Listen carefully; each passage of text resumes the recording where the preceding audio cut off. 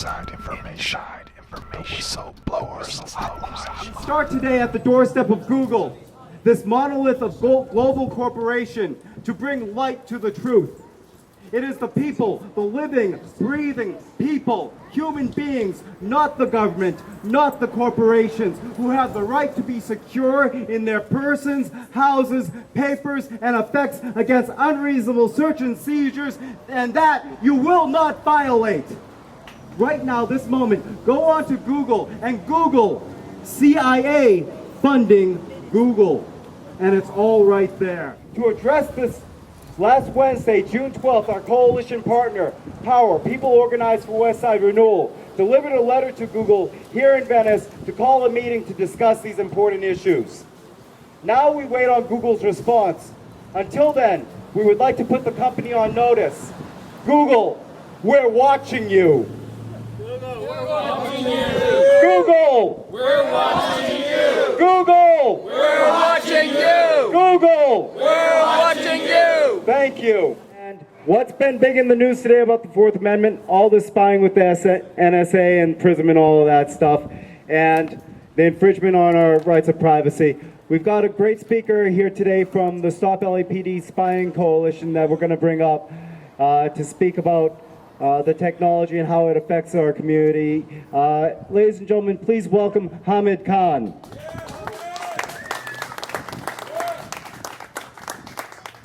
Good afternoon. My name is Hamid Khan with the Stop LAPD Spying Coalition, which is a grassroots coalition comprised of individuals from diverse sectors of our community, including youth, immigrants, artists, academics, LGBT community members, lawyers, journalists, students, faith-based and community-based organizations.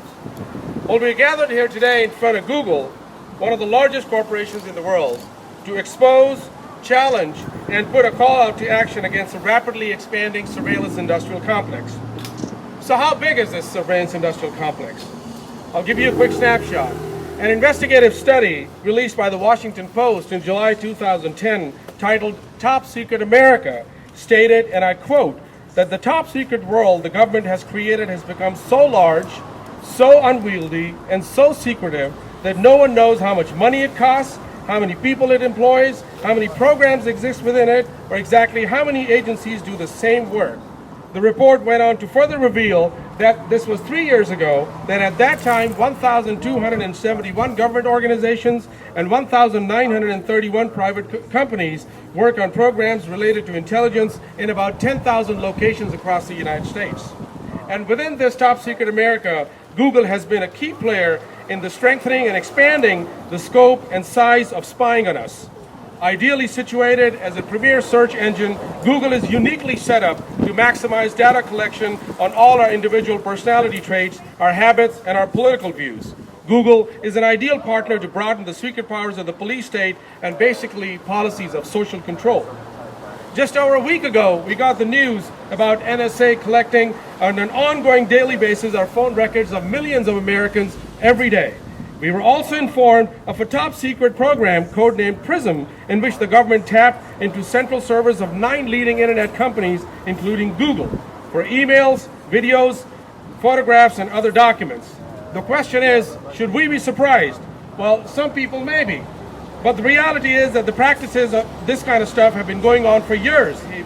So in essence, taking pictures and using video cameras are considered suspicious activity. We gotta note the language. But there's no probable cause required, there's no reasonable suspicion required. Merely a hunch and speculation can now turn your personal information into a suspicious activity report that is immediately uploaded into LAPD's databases in the Counterterrorism Special Operations Bureau and the Major Crimes Division. From there, your personal information is then shipped to a fusion center. A fusion center is basically a central facility where our information is gathered, stored, and uploaded into thousands of databases which can be accessed by every local, federal, regional law enforcement agency and private contractors. And if this was not enough, in October 2009, LAPD launched a companion program called iWatch, See Something, Say Something. This program recruits neighbors, co-workers, and the community at large to report suspicious activity, essentially turning each other into snitches. This is really important. While we are all concerned about the revelations about NSA, this is all local. All day, every day spying on us, gathering our private information, loading them up into massive databases. And so in essence, we have a surveillance industrial complex on a massive scale, gathering data secretly by the millions, spying on us, sharing information between every agency and private contractors. Yet we have these bombings that happen in Boston. This is an abject failure of this policy, a complete failure of this policy. In the meantime, corporations such as Google continue to build power, actively participate in these insidious programs, willingly violate our basic human rights and right to privacy. This has to stop. We must stop these programs that create a culture of suspicion, paranoia, and fear, and create a strong potential for violence against those considered suspicious. We cannot allow routine use of innocent activities like taking pictures and using binoculars to open formal police investigations without one's knowledge. We must stop these programs like Special Order 1 and iWatch, which amount to policing based on a hunch, creating numerous false positives. These policies reinforce social biases and encourage racial, ethnic, and religious profiling. This has to stop. This must stop. And we, the people, need to take the action. We can't wait for the courts to fix it. We can't wait for our political leadership to stop it. It is a loud and clear call to action. Join us in our fight with the Stop LAPD Spying Coalition. Thank you. Thank you. Thank you to Mark for having the foresight to bring together local activists and art and culture and giving us a space to come together and have conversation with one another. And I have the honor of ending this conversation by telling the truth as I see it. And it goes like this, friends.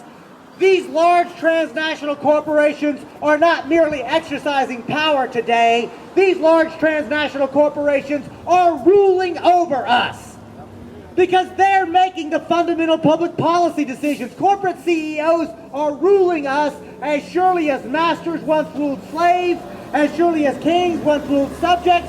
Unelected and unaccountable corporate CEOs are ruling us. My friends, there's a simple word for that. It's called fascism. And we got to get comfortable with the F word in this country, I'm afraid to say. We've got to be willing to confront a reality that a kinder, gentler fascism is taking root in this country, and we're allowing it with our silence. No more. We have got to come to terms with what Benito Mussolini, the great fascist philosopher, actually described. He said fascism, more appropriately, should be called corporatism because it is the merger of the mighty economic corporation and the military state. And he thought that was a good thing. Friends, I just want to underscore that Move to Amend is not merely calling to end corporate personhood. You bet we call to end corporate personhood. But deeper than that, we want to be part of a multiracial democracy movement in the United States of America. The most dangerous threat to democracy in the United States is the mistaken belief that we have one. Because democracy means the people rule. And does anybody legitimately, honestly believe that we, the people, are ruling in these United States? No. Of course not. But the point is, friends, we can. Because every single social movement that came before us started when ordinary people like you and you and you and you and me came together and began having honest conversation about what's going on and saw our similarities, saw that we shared hopes and dreams and visions that went beyond the oppressor, that went beyond the system in which we lived in. And here's the thing, friends, what I'm suggesting is if we're really serious, we can envision both political democracy and economic democracy. Imagine an ability for we the people to create the social, political, and economic institutions that we actually want, that we carry in our hearts, we know in our heads is possible. Would we have a society where 20 to 25% of the children go to bed hungry? No. Would we have a society where we lock up poor people and people of color? No. Would we live in a society where we commodify access to health care and treat it only if you have enough money can you have health care? No.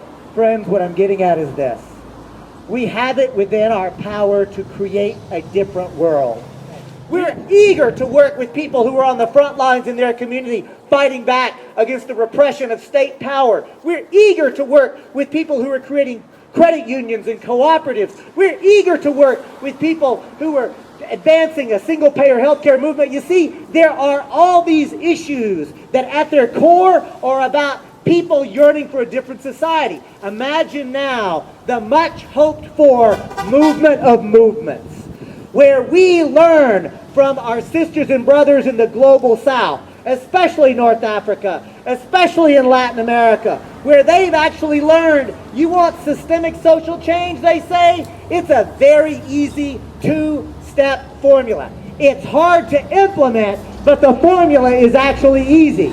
The formula, step one, build a broad, deep, educated, and militant social movement. Step two, ensure that that broad, deep, educated social movement actually has an independent political expression, that it expresses itself on the streets, in the taverns, in the pool halls, in the bowling alleys, and in the ballot box. See, I'm not saying only vote, but I'm saying to vote when you get the opportunity to actually vote for Proposition C. 76% of Los Angelinos actually voted for that, and corporate media ignored it. But people's media didn't. Peace, brother. Right? People's media, maybe not people's media, don't know you, brother. But whoever is watching now, just know this.